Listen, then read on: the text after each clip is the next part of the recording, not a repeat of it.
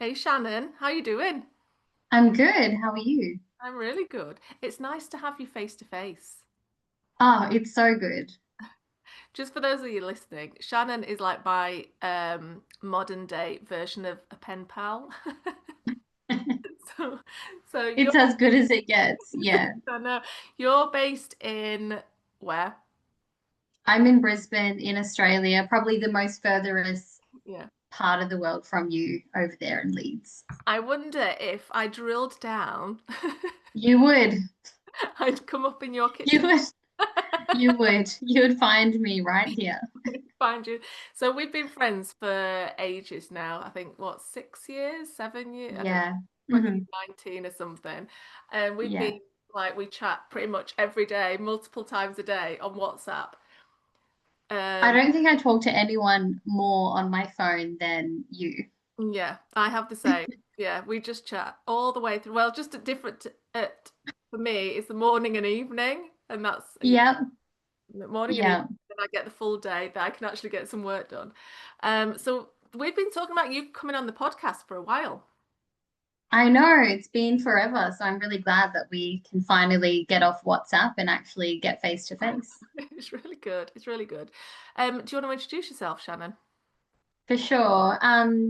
So I'm Shannon. I'm a business and marketing consultant based in Brisbane, Australia.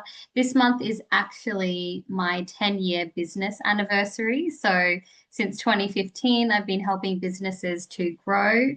I've got a big background in marketing, but what I do more of these days is I look at the holistic end to end of a business and go through and assess what's going on from what they're selling, how they're selling it, so their sales process, their marketing, all of it, and then figure out a really good plan that's going to help them to grow.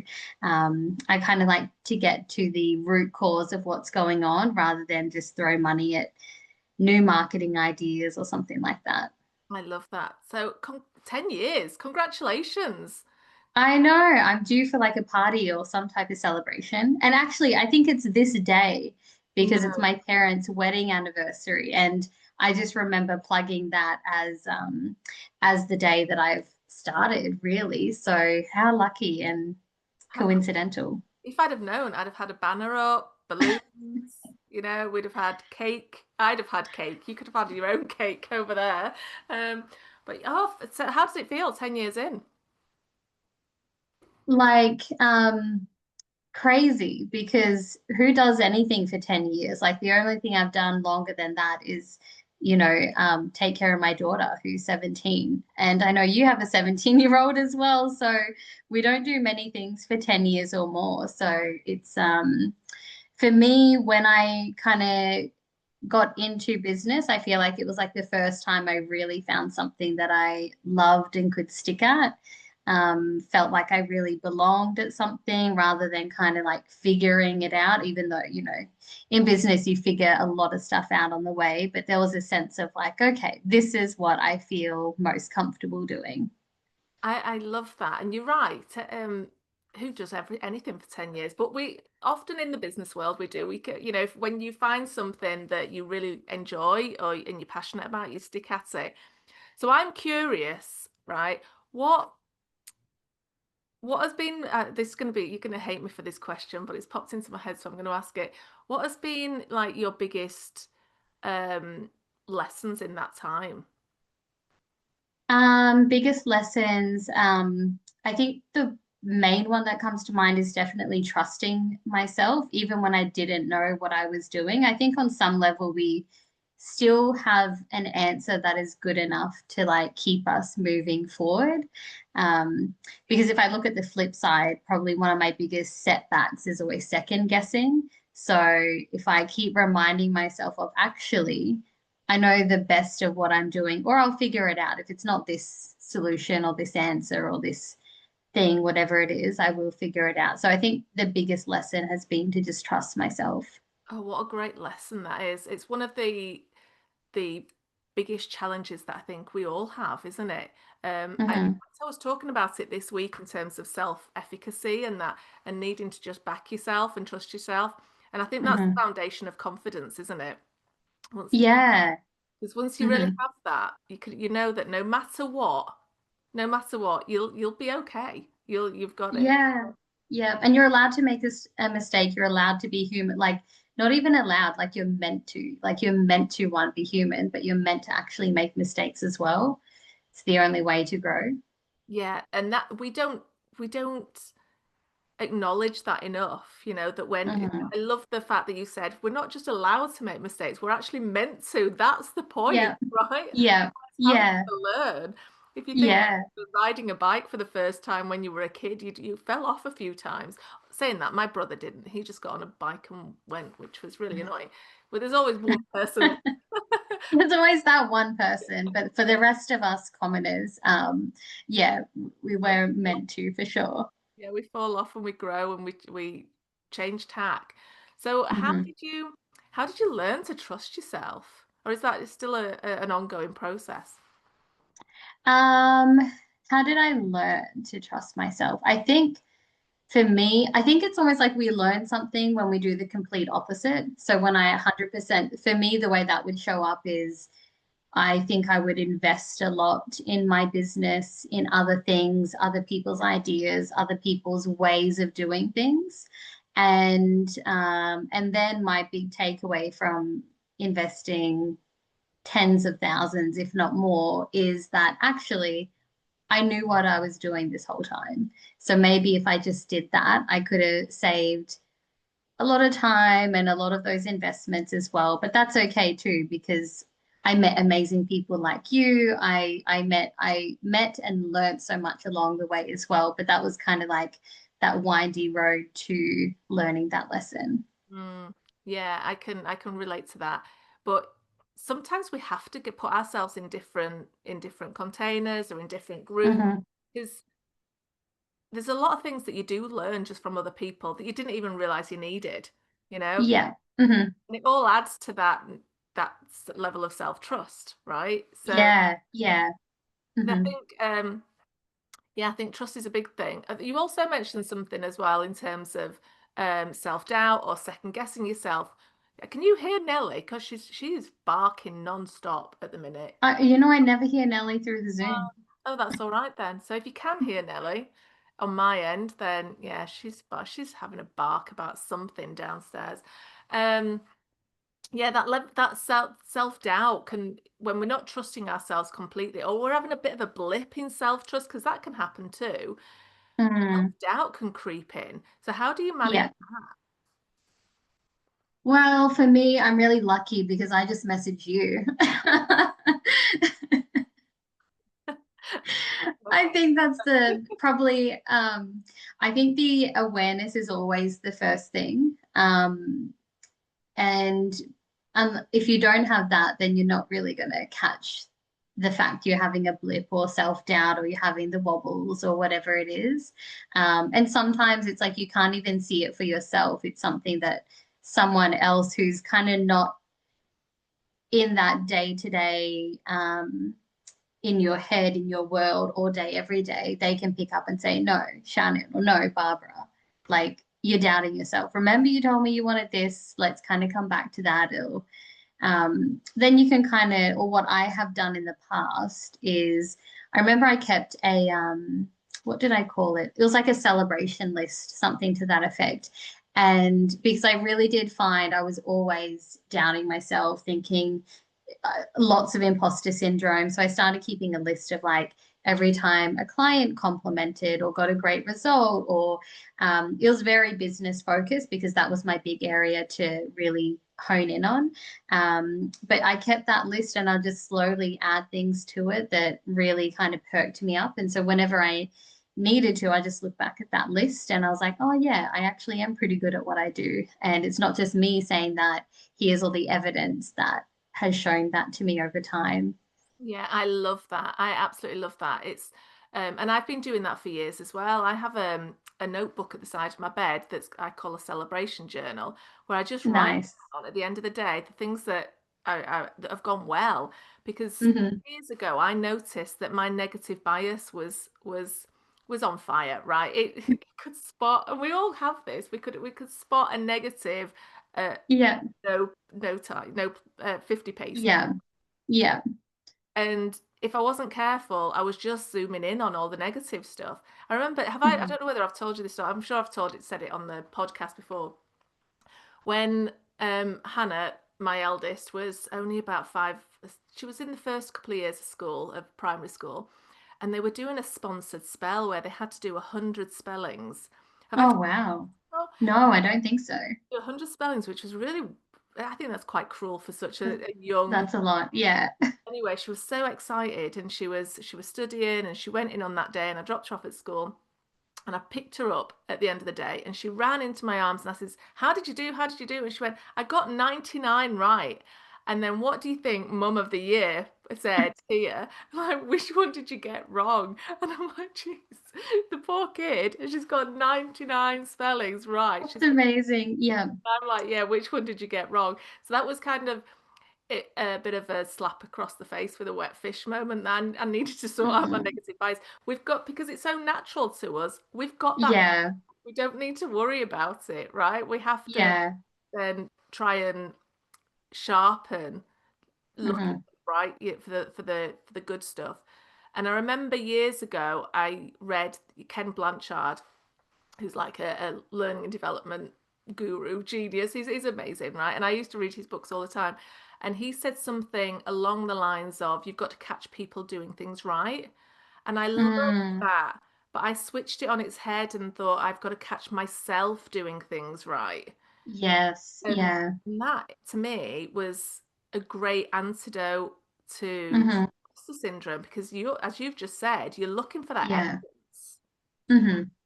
Yeah, yeah, I love that because yeah, I think like naturally, I don't know the science behind it, but I have heard enough that, we look for the negative things, we look for the fearful things, we look for the things to keep us safe at the end of the day.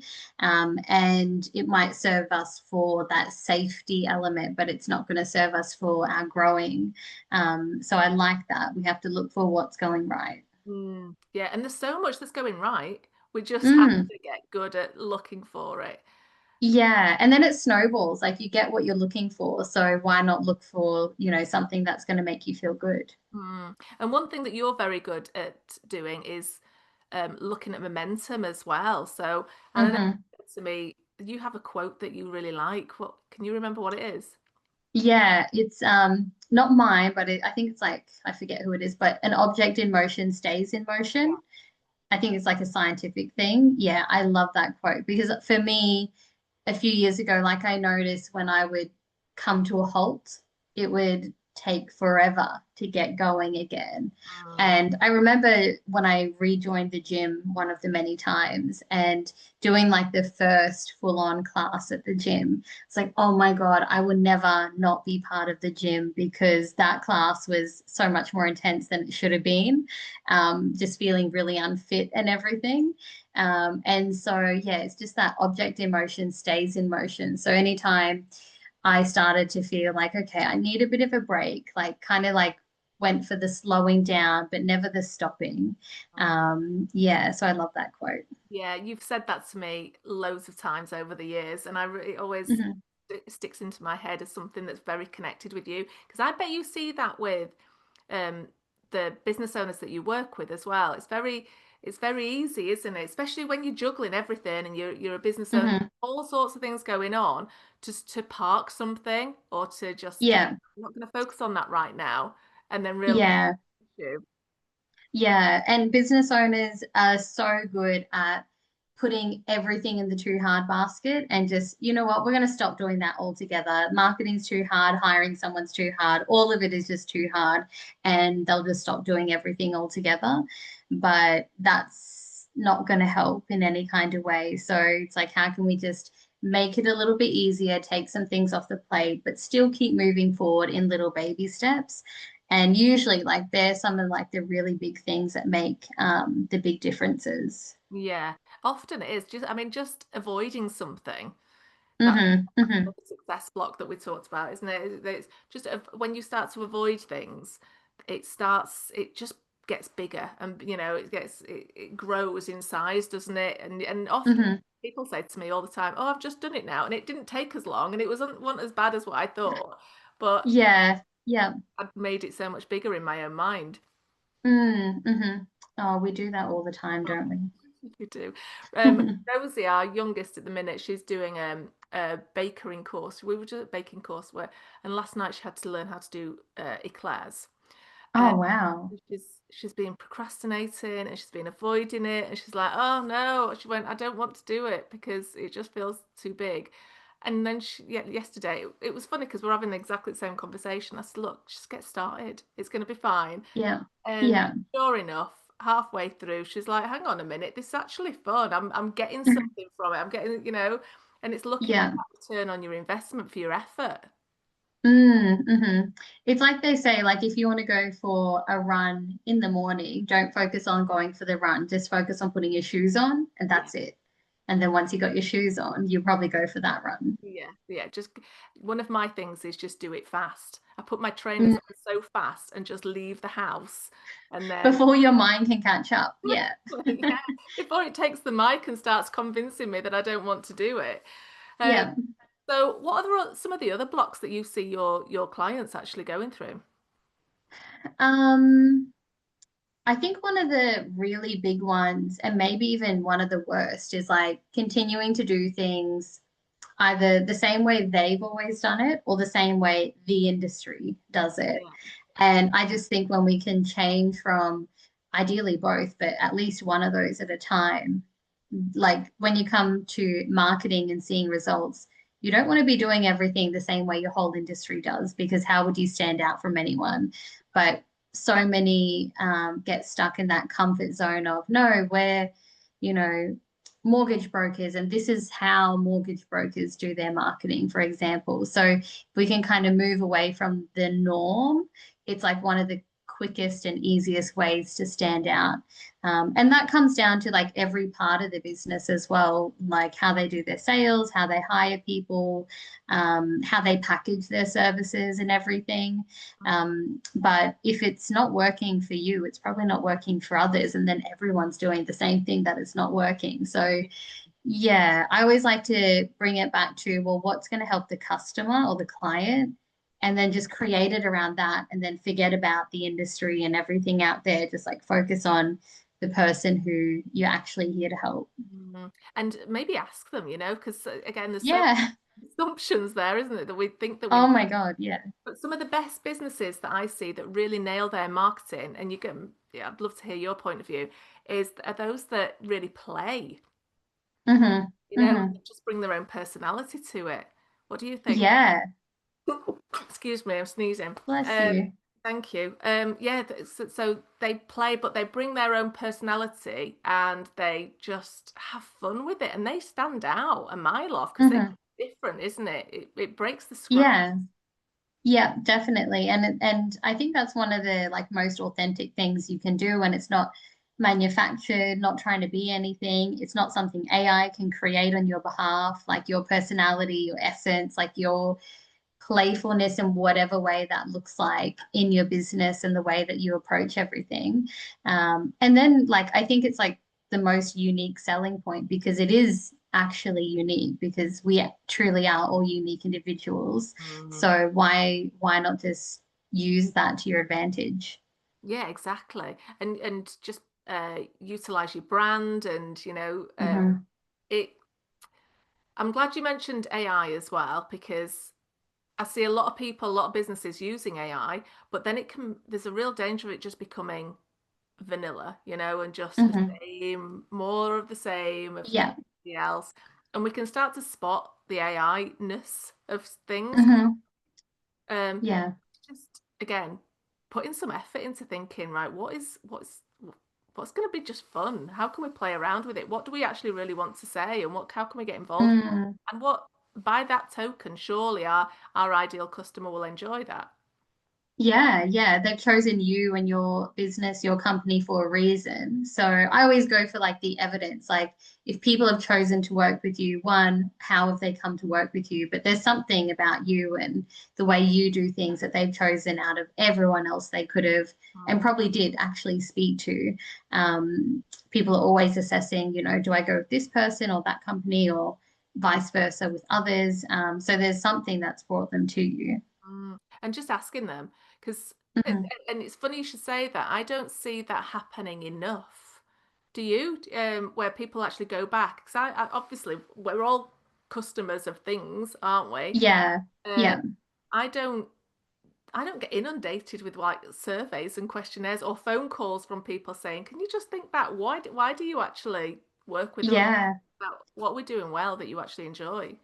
Yeah, next to nobody will actually ask their clients or even those who didn't actually sign up to work with them. Maybe they had a conversation, but for whatever reason, they didn't end up working with you. But they're the people you need to actually ask. Mm, And like you said before, it's like people go off so many assumptions, just assuming, oh, they don't like me, or it's the price, or it's this, or we don't yeah, have enough testimonials on our website. They'll come up with like all the different stories, and maybe some of them are relevant to some degree, but unless you actually ask them, you would never know. And I think the best thing and opportunity when you do ask someone is finding out, well, what would you need it to look like, whatever we sell, in order yeah, for you to actually work with us? And then you can either, if it's relevant and possible, you can mold something around them in that moment, make it bespoke, or you take that feedback.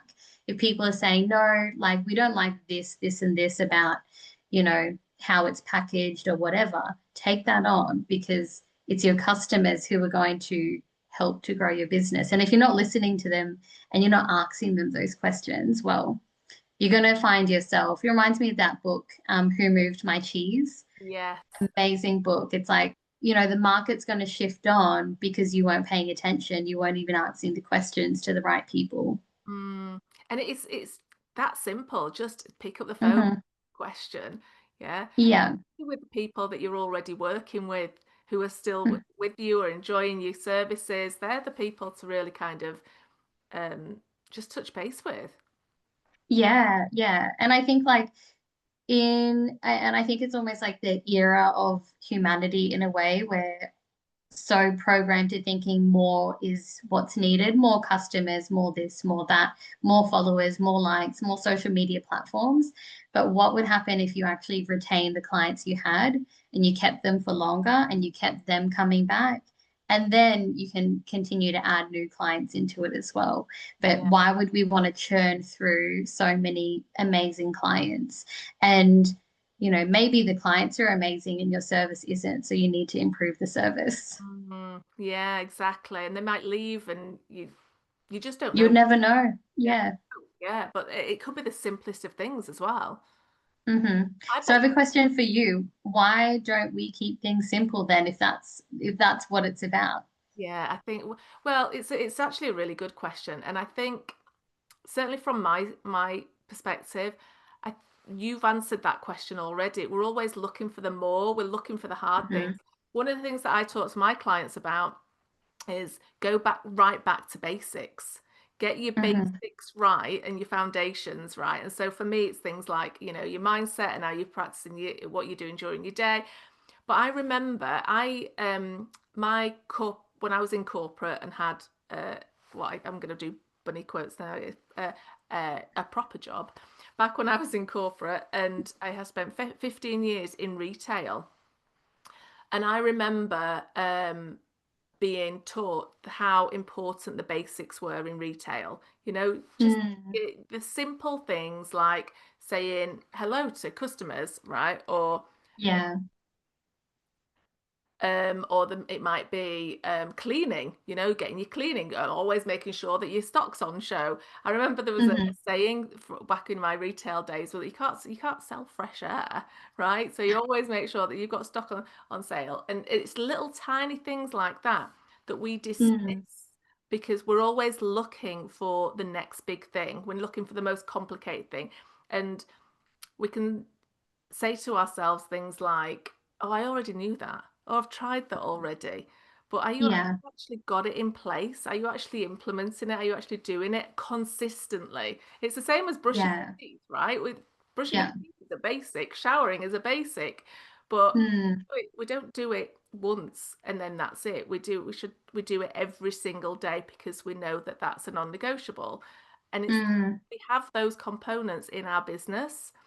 So what Yeah. we do to actually go right back to basics and make sure that we do the basics consistently right every single time, and it'll be a compound effect. We'll get that Yeah. that we were talking about earlier.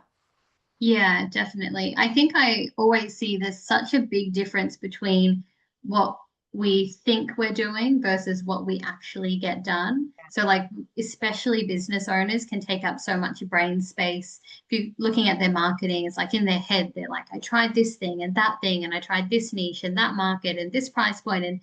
But like when you actually look at the cold, hard facts, black and white, did you actually? And I don't know, maybe you launched a new offer and people think, I told everyone about that. We did all the marketing. And then you see like, oh, they sent one email and did one post and told one person Yeah. and no wonder it didn't work.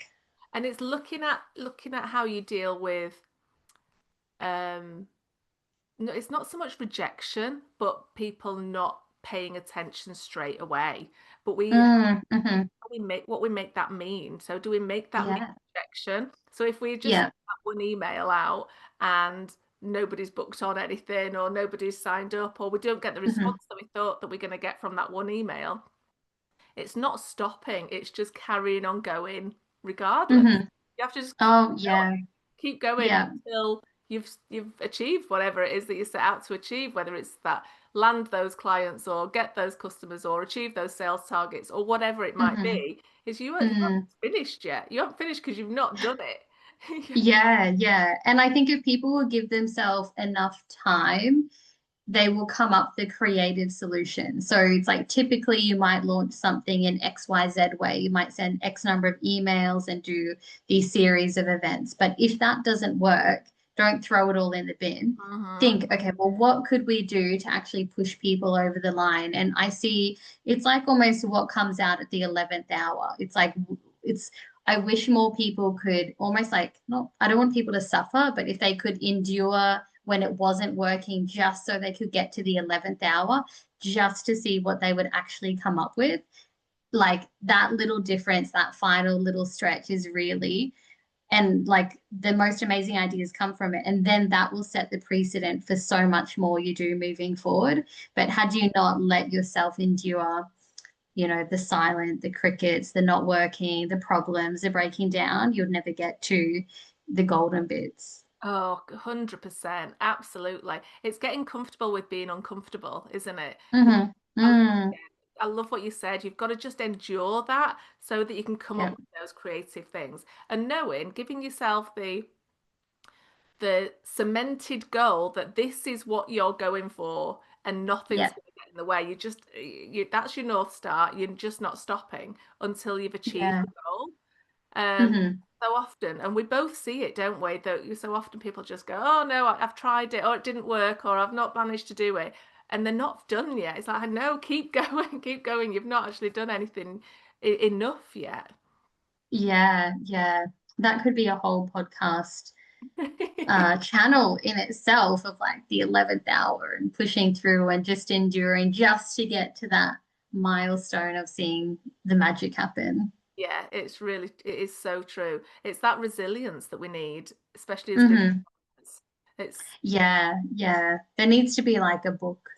I'm sure you've written it, or it'll be in your wheelhouse of like, here's the emotions to, master as a business owner or something like that. And resilience is definitely, it's got to be one of the top ones. I do think consistency though. I read an article, I think it was run by I think it was Denise Duffield Thomas a long time ago, maybe. I don't know when she wrote it, but it was a long time. Um, where it was all about that she understood what the basics were and she did it consistently, like emailing. She always sent out an email every single week, or she wrote a blog post every single week, and she's done Hmm. it without fail throughout her entire business. I think she's been going for well over a decade now, years, and she's done it Mm. consistently every single time. And if you look at, anybody that you might see that's really nailing the marketing, I bet consistency is there, right? Yeah, yeah, yeah. Like you can't build a business on a whim. Like, and if you got lucky one time and it went viral or whatever, like, but that's not sustainable. Like to go for decades, like her or whoever else, it is that consistency. Yeah. And so why do you reckon that we stop being consistent? I think we get bored. I think there's so many different reasons. It gets too hard, we get too busy. So you can be, I think one of the big ones is people will be really consistent. They get busy in the business, acquiring all the clients that they wanted, and then they stop doing what was working that brought them all those clients. And they end up in this really passive cycle of like doing the marketing, getting the clients, getting busy, stopping the marketing, then Yeah. clients finish up, and then they're kind of back to square one again. Yeah. So I think it's an array of lots of different reasons. But I think if you kind of like draw back, it's probably that there's no like scalable system to stay consistent because for example, if you do get busy, like you shouldn't really be at your edges of your time. If you can do it, like you have to be able to be consistent when you're really busy and when you're not really busy. So I Mm, think when you build the systems around it, whether that's automations or even people like delegating, that's what's going to help you to be more consistent. Like we can kind of, I think, dream up the intention to be consistent all the time, thinking that we're always going to have the will to do it, but then life happens, business happens, and then we drop the ball and then yeah. we go down. Yeah. And that's it. And it's a slippery slope. And then we're back to where we Mhm. what we were talking about, where we just can't Yeah. start moving again and it becomes Yeah, and come back to, an object in motion stays in motion and you kind of break that pattern. yeah, we've got to just keep the pattern and keep the structure. And it's Hmm. having it in your routine that it happens on this day at this time without fail. Hmm. And the moment that you start, it starts to wobble a little bit because maybe Hmm. you're busy or life happens or whatever. That's the time to look at a different system, whether it's automation, Yeah. as you've said, or people, and Hmm. outsourcing it or delegating it to a member of your team. That's gold, that'll keep the consistency. You don't have to worry about it anymore. Yeah, yeah. And I think our goal should be to always be doing less and less, not more and more. So figure out what needs to happen, find the best way to do it, and then if you can do it like the back of your hand, do it. But if you can't, get someone else to, but focus on trying to do less and less because I think the more time that goes, our responsibilities seem to continue to climb in certain seasons. So, you'll just reach burnout if you're not focusing on getting more and more off your plate. Yeah. One of the challenges that I see is when people get to the point where they want to outsource or they feel as though they should be outsourcing or they're testing it. There's that thought of it's quicker if I do it myself. That always Hmm. pops up, right? Oh, it's quick. But if I outsource it or I delegate it, what am I going to be doing? Yeah, because Yeah, um idea that we have to be in order to be busy, we're productive. Busy yeah, success, busy equals productivity, but actually they don't match mm, up at all. It's just busy equals, busy. We just need to make yeah. sure that we're always busy doing the things that actually will move the needle. Mm-hmm.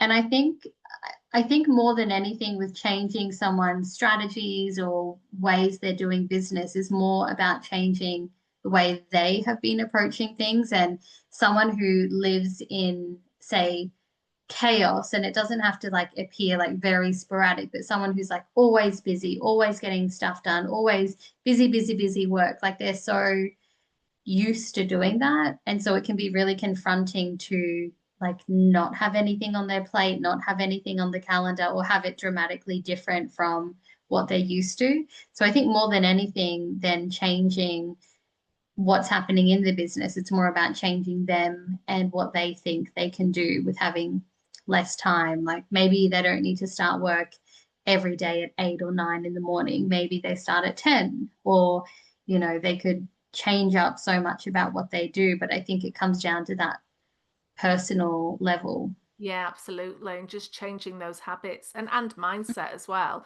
So what do we Mhm. attach busyness with? How does it serve Yeah. you know? Is it Mhm. about, well, I feel as though I'm actually contributing. I feel as though I'm adding value. But again, switching it on its head and thinking, well, am I adding value in the right way? And is there something Mhm. else is there another way that I really need to be adding value that I'm not doing? I had Yeah.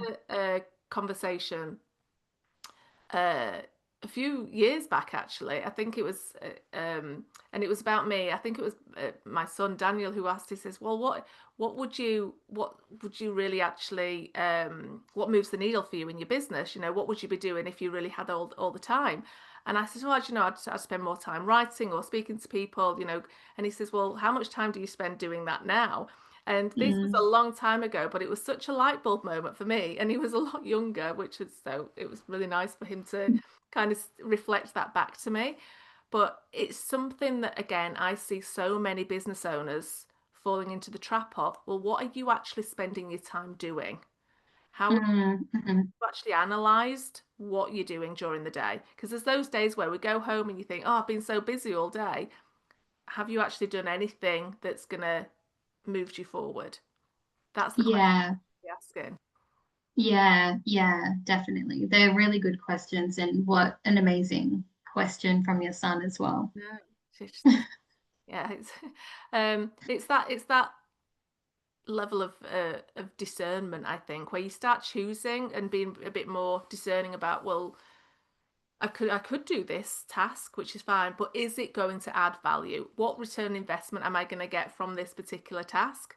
And Mm. people listening will think, crikey, that's a lot of effort to do when you've got so much to do during the day. But it's just Yeah. planning your day when you're writing your list or when you're planning your week or when you're planning something in your diary. Think, right, okay, how is this actually going to move me forward? Yeah. There's it reminds me of, I'm pretty sure the quote's linked to Abraham Lincoln, and it goes something like, if I was given 8 hours to chop down a tree, I would spend 6 hours sharpening the axe Yeah. and then 2 hours chopping it down. So for a business owner, if you look at what are the things that actually move the needle and like really spend that time, like that would be your most valuable time, even if you spent one whole day looking at everything you do in your business and then almost like categorizing it. This moves the needle, this doesn't. They still might be tasks you need to get done, but I think bringing that awareness to it is really important. And then you might delegate that to someone else. But yeah, that is so crucial because it's like that thing of like, if nothing changes, nothing changes. So taking that step back, seeing what actually is moving me forward and what do I even want as well. So for you, it's more of that writing and some of those things that light you up way more than maybe admin or something else like that. So until something changes, nothing changes. Yeah, and those are the tasks that you outsource or you Mhm. delegate and you get rid of. It's about thinking how much is your time actually worth, right? Yeah, I'm yeah. doing this, I'm not doing anything else. So Hmm. is it worth Hmm. my time right now? Or can Yeah, I value somewhere else? yeah, Yeah. yeah. Good conversation, Shannon. Right, how can people get hold of you? Well, Where through you. But definitely, LinkedIn is probably my favorite platform. So just Shannon Stone, or my podcast, Good Marketing, Good Business. But you can find me on any of the social media platforms under Shannon Stone. and Or you can pop me an email, shannon@shannonstone.com.au. I will put all the links in the show notes. So go and find Shannon and connect because she's a mine of information, and I'm really lucky to have you in on my WhatsApp every single day. Um, Oh, thank you. thank you so much for hanging out. Oh, it's been so good. We'll have to do it again. We'll do. We'll have a mark too. All right.